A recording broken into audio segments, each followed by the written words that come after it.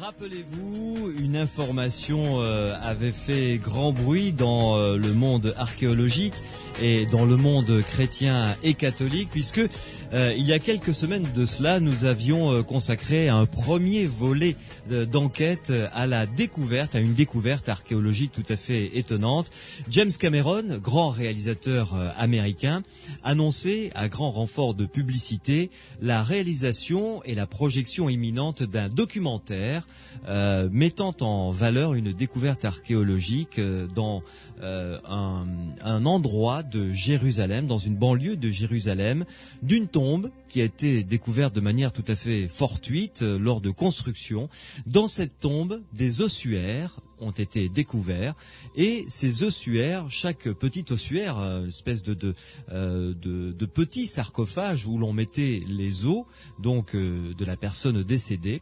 Plusieurs ossuaires ont été découverts avec sur chaque ossuaire un nom gravé dans la pierre. Sur un de ces ossuaires était gravé Jésus, fils de Joseph. Sur un autre était gravé le nom de Marie. Sur un troisième, Marie-Madeleine. Et sur un autre, enfin, était gravé le nom de Judas, fils de Jésus. Évidemment, James Cameron s'est emparé de cette affaire, a réalisé un documentaire. Ce documentaire, peut-être l'avez-vous vu car il a été diffusé sur la chaîne de TF1 mardi soir aux alentours de 23h20. Le deuxième volet de notre enquête donc consiste à faire le point sur ce documentaire et à faire le tri des arguments qui sont recevables et d'autres qui ne le sont pas. Deux invités avec moi pour justement nous éclairer sur ce dossier. Les deux invités qui étaient précédemment avec moi dans Les Aventuriers de l'étrange lors du premier volet de cette enquête, deux archéologues. Le premier qui vient nous rejoindre s'appelle Jean-Olivier Gransart-Desmond. Bonsoir. Jean-Olivier ? Est-ce que Jean-Olivier est en notre compagnie ? Je vais passer au second qui est avec nous, Jean-Sylvain Cailloux. Bonsoir. Ah, nous n'avons ni l'un ni l'autre, décidément. Jean-Sylvain Cailloux qui est en direct avec nous depuis la Turquie, qui est un archéologue qui est spécialisé dans les tombes de Palestine, puisqu'il a fait une thèse sur ce sujet, et il a fréquenté l'école biblique de Jérusalem. Jean-Sylvain Cailloux, est-ce que vous êtes avec nous ? Nous avons peut-être alors Jean-Olivier Gransart-Desmond. Oui, vous m'entendez cette fois-ci ? Oui, voilà, d'accord. Jean-Olivier, ça y est. Bonsoir plutôt. On vous a retrouvé. Bonsoir, comment allez-vous ? Bien, et vous ? Très bien, très bien. Ravi de vous retrouver à nouveau sur Sud Radio. J'imagine que vous avez regardé avec beaucoup d'intérêt ce documentaire qui est passé mardi dernier sur TF1. Oui, en effet, oui. Bon. J'ai été un peu déçu par le débat qui a suivi, je vous avouerai, mais bon. Oui, tout à fait.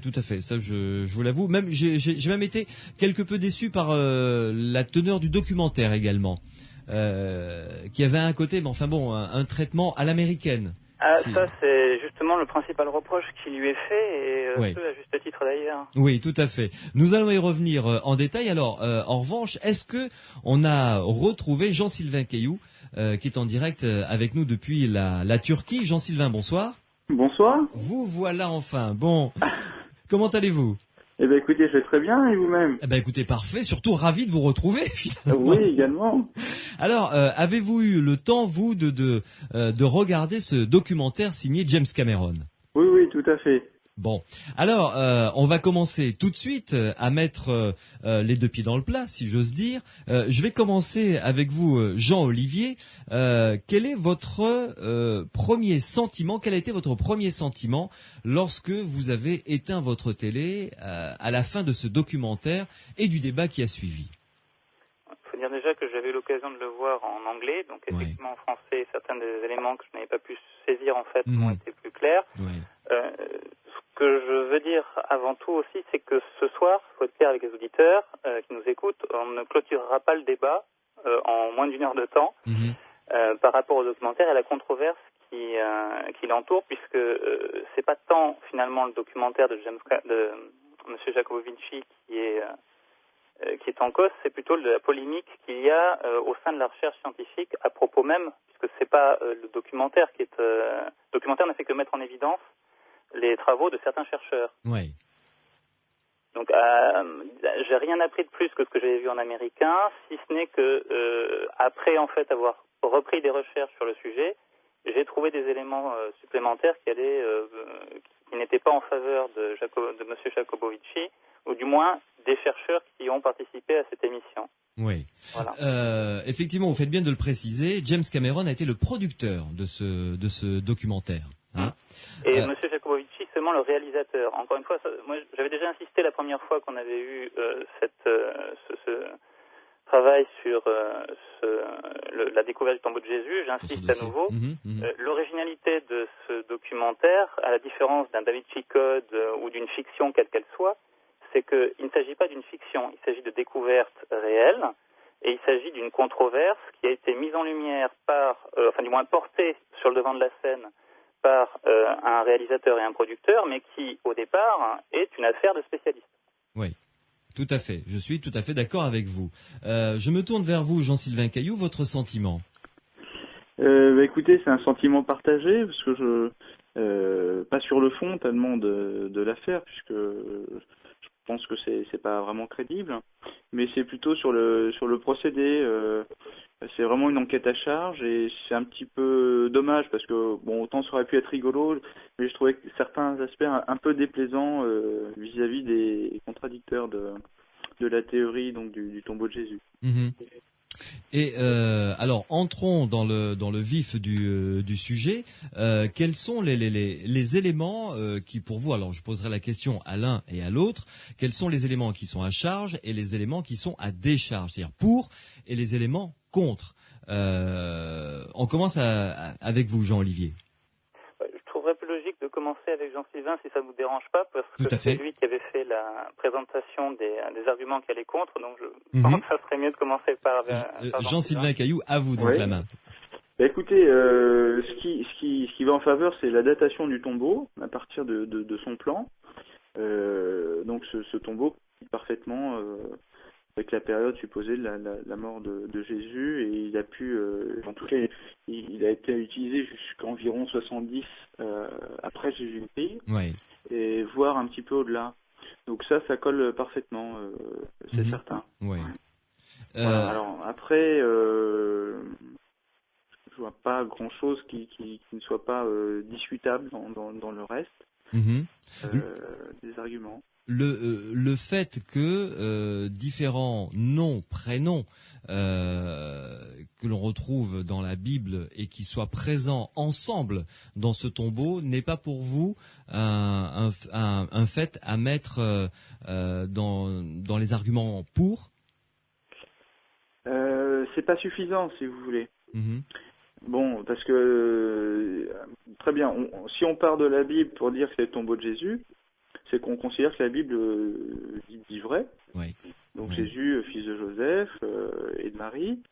Mais d'un autre côté, dans ce tombeau, on a aussi un Judas, fils de Jésus. Et une certaine Marie amenée, qu'on prétend, enfin que les documentaristes prétendent être Marie-Madeleine, Marie-Madeleine, donc la femme de Jésus. Donc ça va à l'encontre du récit biblique. Donc vous voyez, à la fois on prend des éléments du récit biblique pour identifier le tombeau, et une fois qu'on l'a identifié, on dit que le récit biblique est faux. Donc c'est un peu une tautologie de ce point de vue-là. Cela dit, ça crée un trouble, c'est vrai. Et en ce qui concerne les tests ADN, quel est votre sentiment là-dessus? Alors pour les tests ADN, en fait, d'abord la première chose, c'est qu'il n'y en a pas eu assez. Il fallait faire des tests ADN avec tous les ossuaires présents dans le tombeau, ça je suis d'accord avec vous. Et oui, parce que là ils en ont fait sur 2, il y en avait 10. Donc 6 avec inscription et 4 sans inscription, ou enfin il y en a un qui est ambigu puisqu'il a disparu. Voilà, alors sinon pour ceux qui concernent Jésus et la Marie amenée, eh bien on sait qu'ils sont ni mère et fils, ni frères et sœurs. En fait, l'ADN retrouvé est l'ADN mitochondrial, donc qui permet uniquement de déterminer la relation mère-enfant.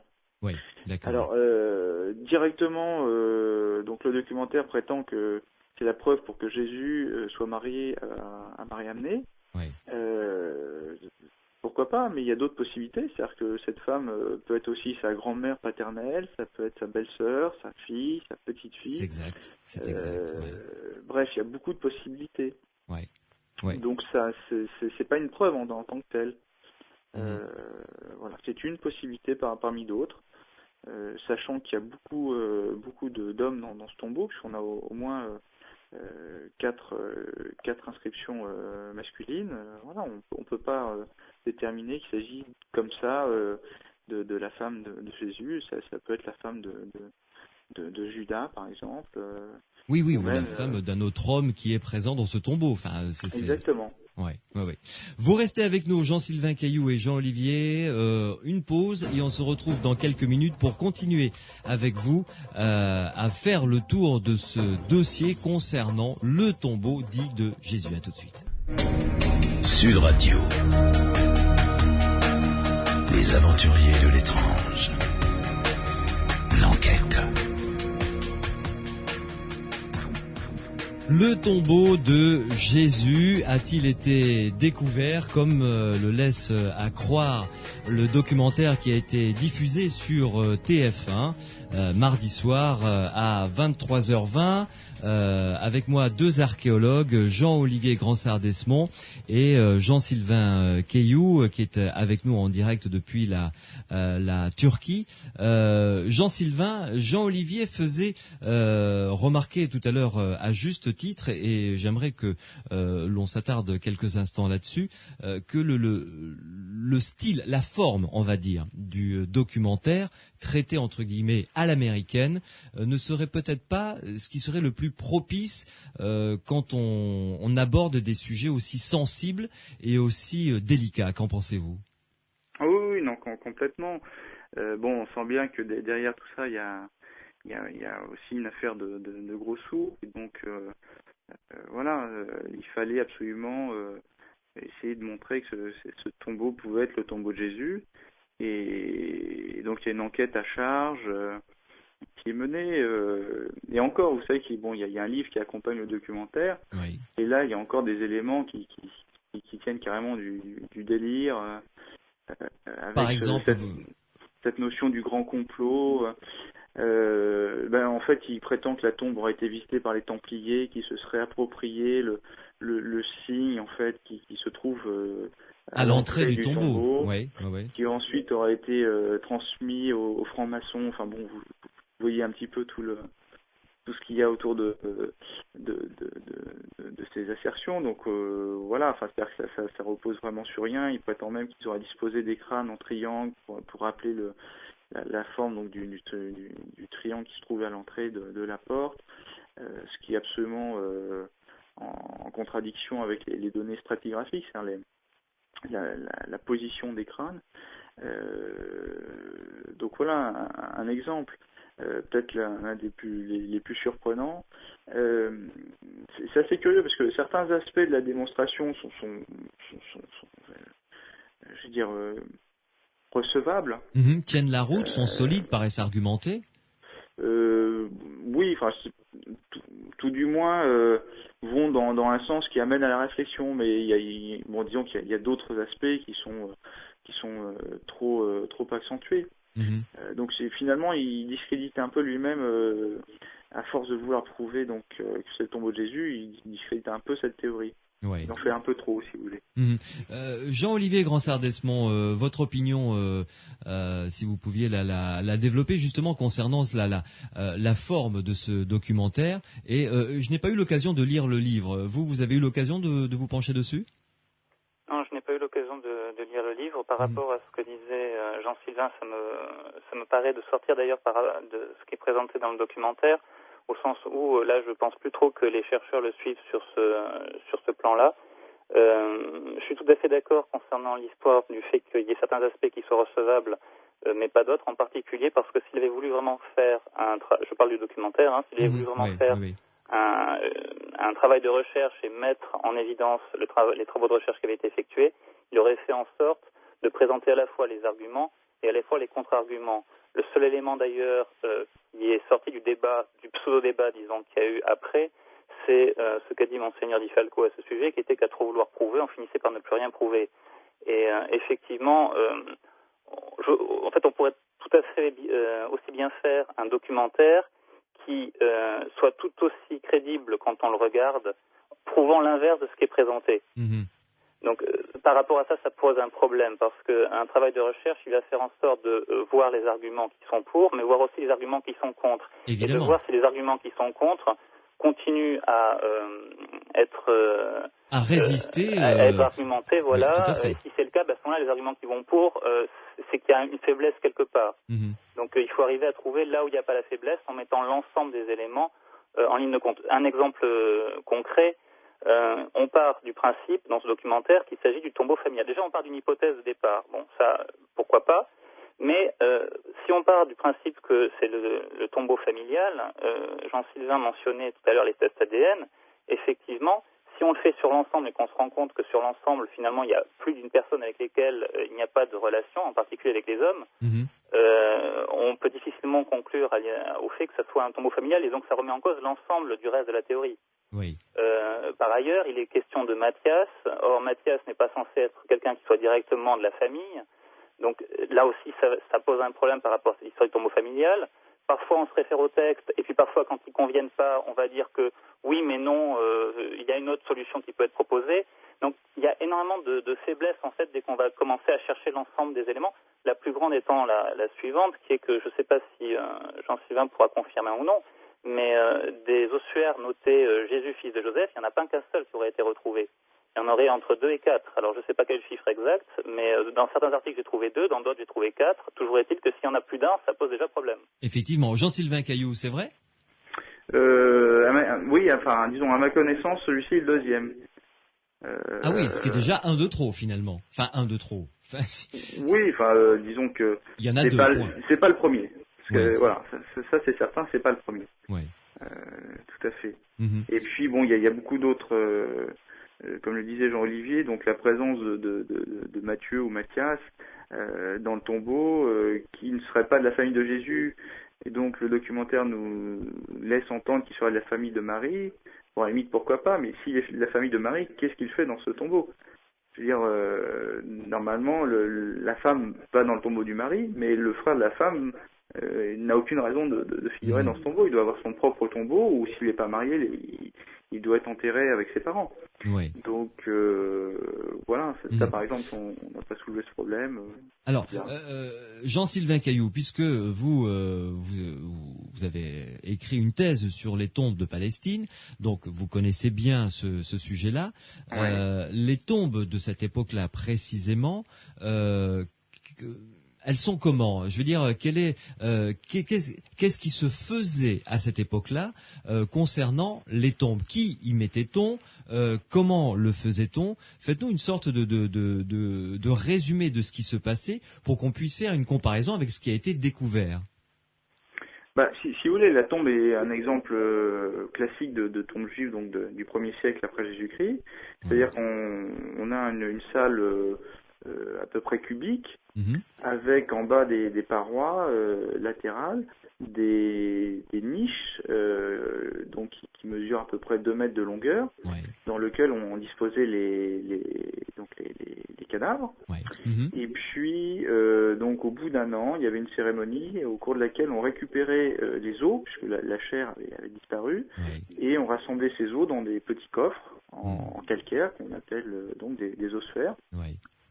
Et ces ossuaires étaient disposés normalement dans d'autres niches qui sont taillées dans la paroi, mais dans l'autre sens, c'est-à-dire parallèlement à la paroi, et ou alors dans un ou deux des loculi, c'est-à-dire les niches qui sont au plus bas, les plus longues, du tombeau. Voilà, donc ça coïncide bien avec les inhumations de l'époque. Et est-ce que il y avait des inscriptions à l'entrée des tombeaux, ou c'était la façade était lisse, sans inscription particulière ? Alors non, sur la façade en général, il n'y avait pas d'inscription à Jérusalem. Enfin, à notre connaissance, bon, on en a retrouvé quelques-unes, mais qui ne correspondent pas vraiment à cette période. Non, c'était plutôt sur les ossuaires qu'il y avait des inscriptions. Et alors, sur les ossuaires, quelles inscriptions y inscrivait-on ? Le nom de la personne décédée, j'imagine ? Oui, exactement. C'est pas systématique, sur à peu près 1 millier d'ossuaires répertoriés. On dispose d'environ de 200 noms. Mmh. Mais ce qui est étonnant quand même, c'est que c'est un ossuaire dont il s'agit, et on a l'impression que les noms étaient gravés sur ces ossuaires. Enfin, ce que j'ai vu lors de ce documentaire de Simcha Jacobovici, c'est on a l'impression que ça a été écrit à la va-vite, comme griffonné presque. Il n'y avait pas une sorte de solennité pour inscrire le nom de la personne, non? A priori non, parce que on inscrivait donc les noms juste pour savoir qui était pour éviter les mélanges finalement. Oui. Il faut pas s'imaginer un sarcophage ou une stèle. Non, c'est vrai que c'était plus presque mnémotechnique. D'ailleurs, ça explique pourquoi seulement 20% des ossuaires environ donc présentent un nom. D'accord. Les autres sont anonymes. Oui. Et le fait que ce soit gravé comme ça, comme griffonné à la va-vite, l'écriture est malhabile, mal écrite, ça entraîne des difficultés de traduction, j'imagine. Donc, des possibilités de confusion aussi. Oui, c'est possible, oui, tout à fait. Ouais. Oui. Alors ça dépend, parce que certains ossuaires ont des inscriptions de bonne qualité quand même. Hein. Oui, tout à fait. Et vous pouvez avoir des difficultés donc pour lire le mot qui peut être inscrit en grec ou en araméen. Mais là, je veux dire, par exemple, puisque vous avez vu le documentaire, comme ceux et celles qui nous écoutent, il n'y a pas de doute possible, la traduction a été bien faite, déjà, à la base. Oui, bon, on peut toujours ergoter sur une lettre ou sur. Enfin, globalement, oui, voilà, il n'y a pas d'erreur majeure, quoi. Pardonnez-moi, excusez-moi. Oui, Jean-Olivier. Si je me trompe pas, il y en a quand même un où les spécialistes sont pas trop d'accord pour celui de Marie-Madeleine. On ne sait pas s'il s'agit de deux femmes ou d'un seul nom qui correspondrait à une seule femme. Ou c'est terminé cette histoire. Non, le problème c'est qu'on a deux mots. On a un prénom, Marie-Amenée, et puis ensuite on a un mot difficilement interprétable qu'on a lu comme étant Mara, ce qui pourrait signifier donc le maître. Mais disons que ça colle pas très bien avec un nom de femme. Donc là il y a une sorte d'incompréhension, quoi. Ouais. Mais voilà, ça va pas a priori. C'est plus dans l'interprétation du mot, quoi. Oui, tout à fait. Vous restez avec nous, Jean-Sylvain Cailloux et Jean-Olivier Gransart-Desmond. On s'accorde une pause et on va se retrouver dans quelques instants pour continuer à discuter ensemble autour de ce dossier concernant le tombeau dit de Jésus. Sud Radio. Les aventuriers de l'étrange. L'enquête. Le tombeau dit de Jésus avec Jean-Sylvain Cailloux qui est en direct avec nous depuis la Turquie et Jean-Olivier Gransart-Desmond, tous deux archéologues. Jean-Olivier Gransart-Desmond, dites-moi, ce genre de découverte doit être traité avec, selon vous, de quelle manière et surtout en termes de communication extérieure? Parce que le problème est là finalement. Oui, tout à l'heure vous avez posé la question des éléments à charge et à décharge. Justement, concernant les éléments à décharge, j'aurais tendance à dire que il faut avouer que quand M. Jacobovici explique dans le documentaire qu'il est anormal qu'il y ait deux poids deux mesures par rapport à l'histoire de l'ossuaire de Caïphe, mais ça peut se poser pour d'autres choses, il faut avouer qu'effectivement, autant on peut apporter des contre-arguments ce soir par rapport à la thèse émise, autant pour des éléments qui sont déjà censés être sûrs, c'est pas forcément si sûr puisqu'il n'y a pas eu autant d'attention qui a été portée et autant finalement de recherches qui ont été posées dessus. Donc la forme de communication qui a été prise pour arriver à mettre la question du tombeau de Jésus en avant, effectivement pas la meilleure. À la rigueur, il aurait mieux valu faire comme dans d'autres documentaires d'Arte, montrer les deux aspects ou rester prudent sur la façon dont la chose est amenée, puisque ça ne respecte pas du tout la démarche scientifique en termes de communication.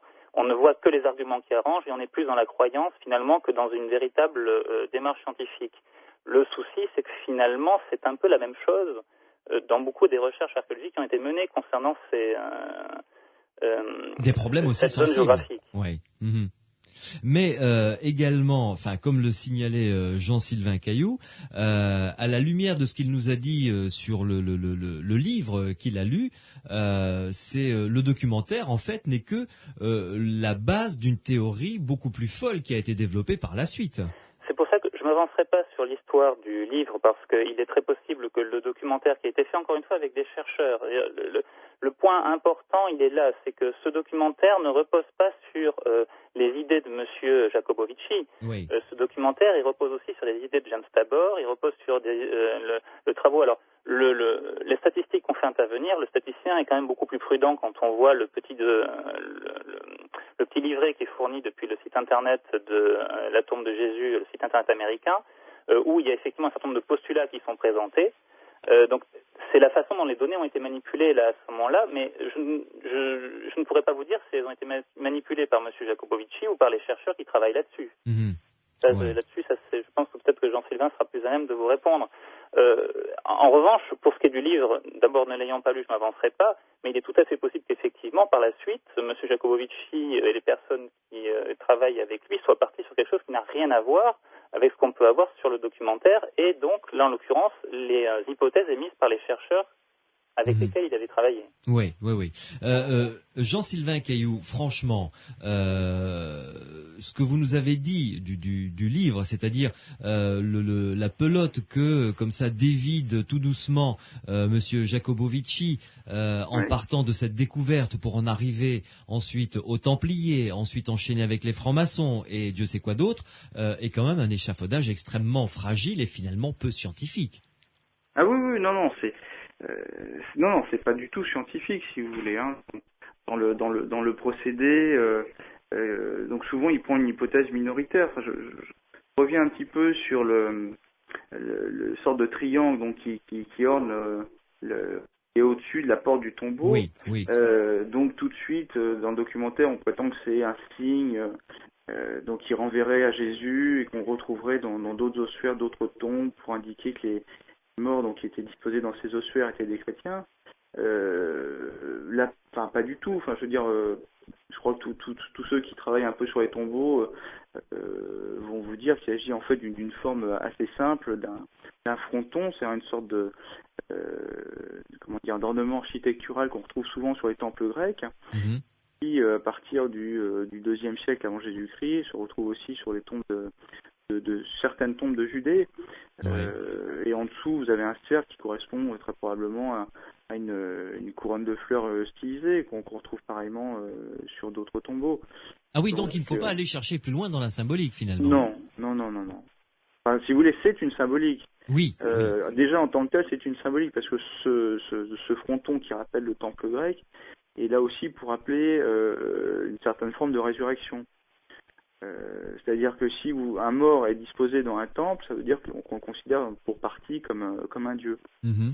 Donc, si vous voulez, ça ça apparaît dans le monde grec au IVe siècle avant Jésus-Christ, et ensuite ça devient de plus en plus courant.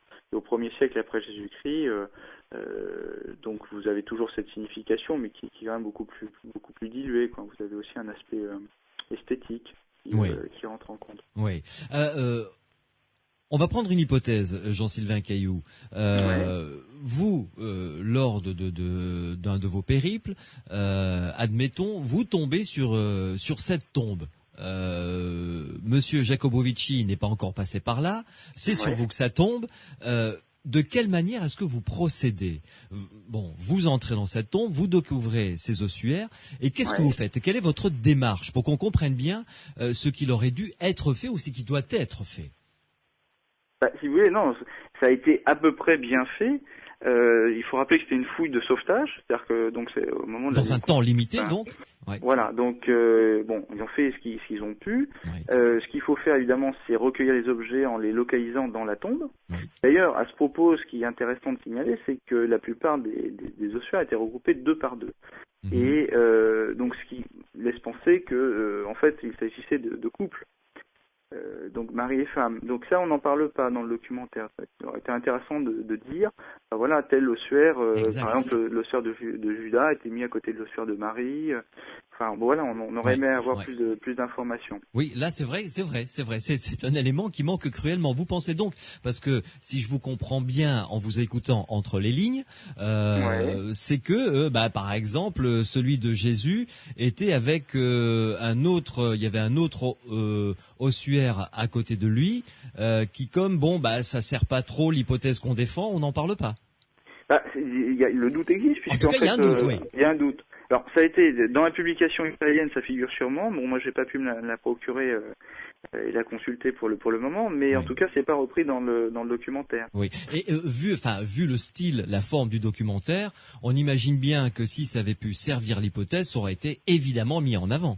Oui, je pense qu'il y a. Oui, je pense que c'est une certitude. Oui, tout à fait. On peut le parier sans trop craindre de se tromper, quoi. Oui, non, je crois qu'il n'y a pas de problème. On a fait intervenir tout ce qui était de l'ordre du possible pour servir cette thèse. Donc, oui. Oui. Alors, donc, vous situez exactement la disposition de tous les objets dans ce tombeau. Ensuite, qu'est-ce qui se passe ? Ensuite, il y a des études qui sont faites au musée, notamment sur les os. C'est ça qui est très important. Alors là, ils ont expliqué à un moment, d'ailleurs dans le documentaire, qu'une étude ostéologique avait été entreprise, mais ils n'en parlent pas. Alors là encore, j'ai pas pu consulter la publication officielle. C'est quoi une étude ostéologique ? Alors, c'est-à-dire qu'on étudie les os pour déterminer, par exemple, l'âge du défunt. Bon, le sexe, c'est plus difficile dans ce contexte, mais peut-être qu'on peut y arriver. L'âge du défunt, ses maladies, éventuellement, dans ce qui nous intéresse ici, dans le cas du tombeau de Jésus, et de sa famille, on aurait pu déterminer s'il y avait des traces de crucifixion. Par exemple, si on plante un clou dans les mains, le poignet, ou dans les pieds, on en voit des traces, ça laisse des traces. C'est un boulot de médecin légiste, quoi, en quelque sorte. Oui, tout à fait. Parfois, on retrouve même le clou, hein. C'est arrivé. Oui, d'accord. Donc, il y a ce travail qui est fait. Et puis, en même temps, vous voyez, il y a un problème aussi à Jérusalem, c'est-à-dire que depuis les toutes premières fouilles de tombeaux, donc les juifs orthodoxes, c'est-à-dire les ultras, en fait, réclament que les ossements soient réenterrés. Donc, c'est ce qui a été fait. Donc, maintenant, on ne peut plus, ou alors très difficilement, procéder à des analyses parce que les os ont été mélangés. Donc, maintenant, c'est difficile. Ah oui, donc on ne peut plus avoir accès aux pièces à conviction pour rester dans le vocable d'une enquête policière. Oui. C'est-à-dire que normalement, on aurait, pour faire les analyses ADN et avoir vraiment une analyse complète, on aurait dû analyser les os et peut-être même les dents, qui auraient sans doute été si mieux. Mais comme les os ont disparu, on est obligé en fait de frotter le fond de l'ossuaire pour recueillir vraiment des écailles d'os. Et essayer de tirer le maximum de renseignements de choses infimes. Voilà. Bon. Et alors, ensuite, une fois que vous avez procédé au test, que vous auriez procédé au test ADN de tous les ossuaires, déjà, vous, en tant que Jean-Sylvain Cailloux, vous regardez évidemment les inscriptions sur les ossuaires, j'imagine. Oui, bien sûr, oui. Vous étudiez tout cela, donc vous notez ça scrupuleusement. Et le fait de compiler comme ça dans la même tombe des noms éminemment célèbres que l'on retrouve tous dans la Bible crée un certain sentiment, j'imagine. Ah bah évidemment, ça peut pas laisser indifférent. Mais par ailleurs, il y a aussi des noms qui ne figurent pas dans la Bible et qui tendent à démontrer donc fortement qu'il s'agit en fait du hasard en fait. Hein. Les noms bibliques sont extrêmement courants, donc on peut les retrouver par ailleurs. Et comme on l'a dit tout à l'heure, on a déjà retrouvé un tombeau avec un Jésus, fils de Joseph. C'est pas du tout improbable. Oui. Ce qui serait intéressant, Jean-Olivier, je vous en prie. Ce qui serait intéressant, mais comme l'a dit Jean-Sylvain, le souci c'est que maintenant on a quand même des ossements, et ça avait été d'ailleurs précisé dans le documentaire, puisque les personnes qui avaient fait l'étude sur les ossements avaient mentionné que l'état des ossements ne permettait pas d'avoir une qualité de résultat excellente. Une chose qui pourrait être très intéressante et qui aurait dû être faite dès le départ, c'est déjà d'établir les liens de filiation de l'ensemble des personnes du tombeau. Bien sûr. Parce que si effectivement il y a un lien de filiation, alors là l'étude statistique devient intéressante. Mais voyez sur quoi ça repose. Ça repose déjà sur cette question-là. Si la réponse est négative, à ce moment-là, il n'y a même pas besoin d'aller plus loin. Effectivement. Oui, tout à fait. Oui. D'ailleurs, moi, je me suis amusé avec un ami polytechnicien à faire un petit calcul de statistiques, mais en prenant un autre aspect que celui qui avait été développé donc dans le documentaire. C'est-à-dire, si on est vraiment favorable à l'hypothèse donc du documentaire, si on considère qu'il y a 5 hommes dans le tombeau et 2 femmes, en réalité, on a simplement une chance sur 200 pour que la généalogie qui est proposée par le documentaire soit la bonne. C'est-à-dire qu'on ait un Jésus accompagné de 2 frères et marié à une certaine Mariamnée qui aurait eu un fils qui s'appelle Judas. En fait, c'est une possibilité sur 200. Donc, vous voyez, c'est pas acquis du tout. Et même si cette possibilité s'avère être la bonne, rien ne nous prouve que cette Mariamée est en réalité Marie-Madeleine. Ça repose sur une homonymie entre donc cet ossuaire et un texte qui apparaît au IVe siècle après Jésus-Christ. Donc tout ça est quand même très très lointain. On a reçu un SMS d'un auditeur qui demande pourquoi est-ce qu'on ne retourne pas dans le tombeau pour finir correctement le travail. Pour les raisons qu'on vient d'expliquer, justement, entre autres. C'est que il y a plus d'ossements. Oui, et puis surtout le travail a été bien fait, faut pas croire. Hein. Oui. Non, la fouille israélienne a été bien menée. Bon, après simplement le documentariste a essayé de tirer un petit peu plus que ce qu'on peut en dire, quoi. Oui et non, parce que le souci quand même, c'est que si les études avaient été, je veux dire, pas spécialement pour ce tombeau-là, de façon générale, il y a d'autres résultats qui ont été obtenus où il y a une relation biblique, alors que finalement, si on oppose les mêmes contre-arguments que ceux qu'on peut opposer là en ce moment, il est possible que les hypothèses tombent. Donc c'est vrai qu'il y a un peu ce 2 poids 2 mesures où il y a une levée de bouclier par rapport à ce documentaire, mais finalement, là où ce documentaire pourrait être sain, on va dire, c'est que s'il pouvait apporter la même levée de bouclier par rapport à toute hypothèse émise pour que vraiment le travail se fasse de façon la plus objective possible, ça serait bien. Oui, tout à fait. Jean-Olivier, est-ce que dans ce mode de fonctionnement, et je suppose que ça a dû exister même dans une histoire récente, contemporaine, dans le monde de l'archéologie, il y a d'autres cas comme ça semblables où la communication, la recherche du sensationnel a primé finalement sur le scientifique? Oui, vous avez effectivement un certain nombre de cas.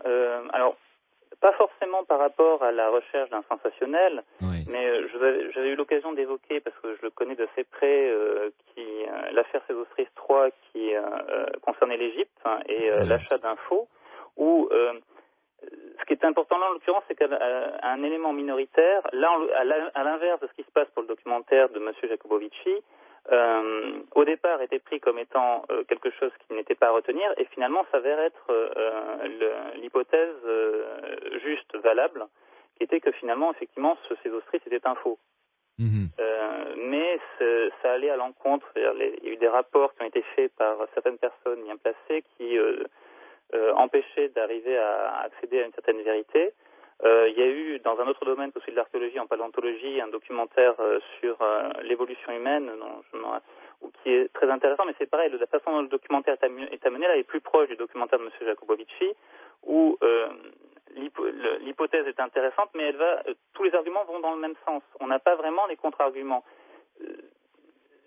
C'est un problème assez récurrent finalement de certains types d'hypothèses qui peuvent être intéressantes, mais qui, telles qu'elles sont amenées, sont complètement décrédibilisées parce que on ne va que sur des arguments allant dans le même sens, alors que la démarche scientifique impose que vous ayez à la fois les arguments pour et les arguments contre pour qu'on se rende bien compte que l'ensemble des hypothèses ont été envisagées. Bien sûr. Et c'est pas uniquement dans un seul sens que ça a été fait.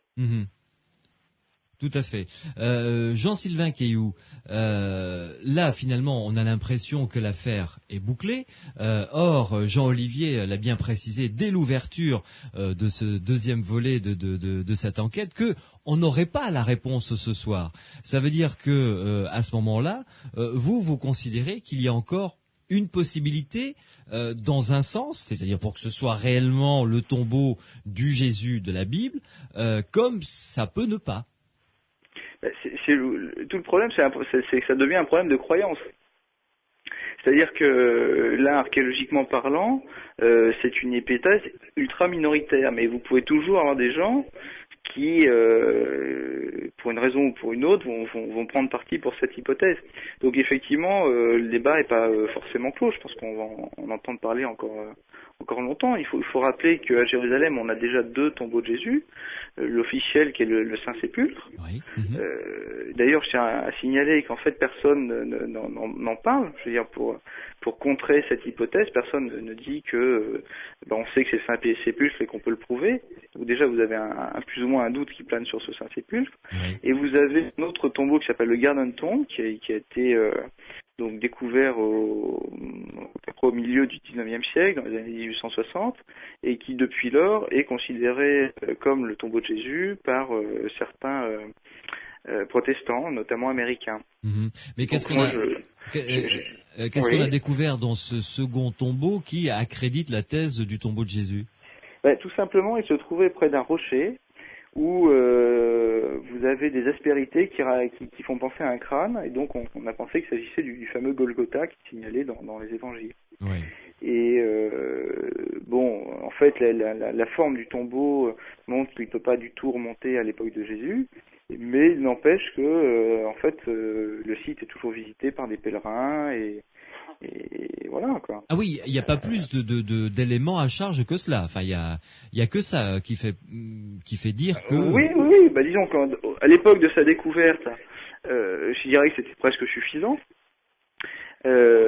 Ensuite, c'est assez rigolo d'ailleurs parce qu'on a rajouté une meule, c'est-à-dire une sorte de disque de pierre qui aurait servi à la fermeture de la tombe, mais qui n'était pas là à l'origine, en essayant de coller au plus près ce qu'on connaissait à l'époque, donc de ce que pouvait être la tombe de Jésus, mais c'est à peu près tout.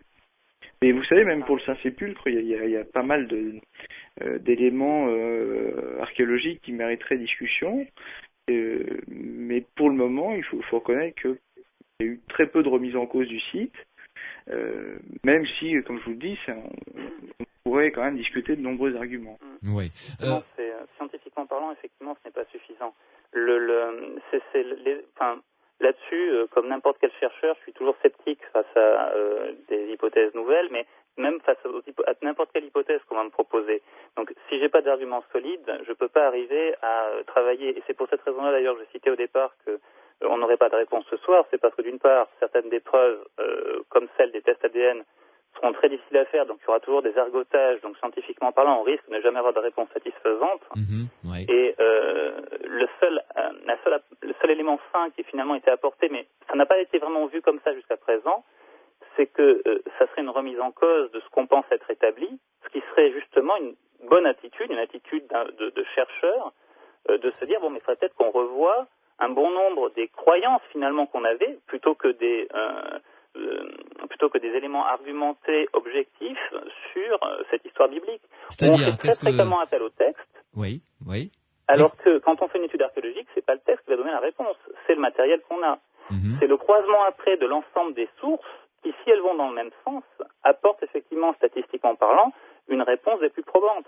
Mais voilà, il faut dissocier chaque méthode de travail parce qu'elles sont très différentes, elles se complètent, mais on peut pas faire de la tautologie en prenant un texte pour prouver l'archéologie ou en prenant l'archéologie pour prouver les textes. Et ça, c'est ce qui, en particulier d'ailleurs dans le documentaire aussi, mais pas que dans le documentaire, dans l'ensemble des recherches qui ont été faites pour la Bible, à une époque, on utilisait même l'histoire de l'Antiquité proche-orientale pour arriver à prouver les éléments bibliques. Oui. Vous voyez Il y a aussi un élément intéressant. Jean-Sylvain, à un moment dans ce documentaire, il signale le fameux ossuaire de Jacques, frère de Jésus. Oui. Alors ça va dans le sens donc de ce que vous dites. On n'en finira pas ce soir parce que cet ossuaire donc qui a été présenté comme authentique il y a quelques années, a depuis lors fait l'objet d'une quantité d'analyses. Plus d'une vingtaine d'experts donc se sont prononcés très clairement en disant qu'il s'agissait d'un faux. Enfin, tout du moins que la seconde partie de l'inscription, donc frère de Jésus, était un faux. Il n'empêche que Jacopo Vici le prend comme étant un authentique. Oui. Pour étant un authentique et s'en sert dans son argumentation. Et alors, ce qui est amusant, c'est qu'il rajoute une couche en disant que, en analysant la patine de cet ossuaire, on peut déterminer qu'il provient du tombeau de Talpiote, et donc il aurait été trouvé avec les autres ossuaires comportant les noms de Jésus, Marie, tout ça. Bon.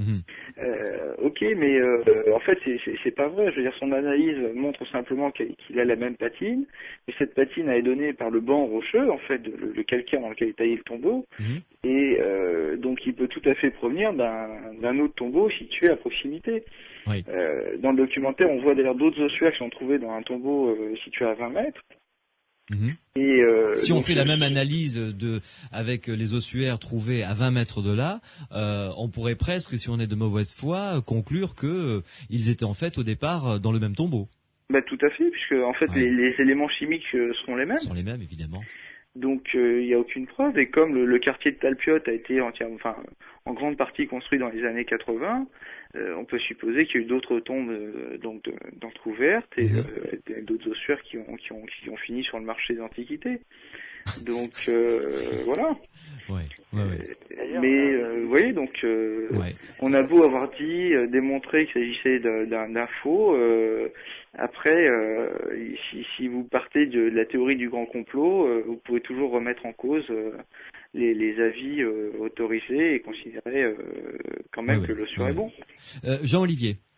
Oui, d'ailleurs, concernant cet ossuaire de Jacques, il faut savoir que Monsieur Oded Golam, qui en était le propriétaire, qu'il aurait acheté sur le marché de l'art, avait été mis en accusation pour faux. Il y avait eu un documentaire qui avait été fait d'ailleurs sur cette affaire où on avait retrouvé clairement un nombre de faux de tout type, d'ailleurs, autant des sceaux que des céramiques, même des fragments de céramique, des petites statuettes, etc.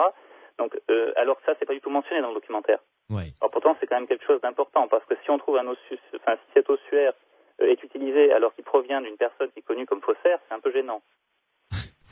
Quand même, un petit peu, oui, effectivement. Mais là, on ne peut pas suspecter ces ossuaires qui ont été découverts comme étant des faux, ou les inscriptions comme étant fausses. Non, pas ceux-là.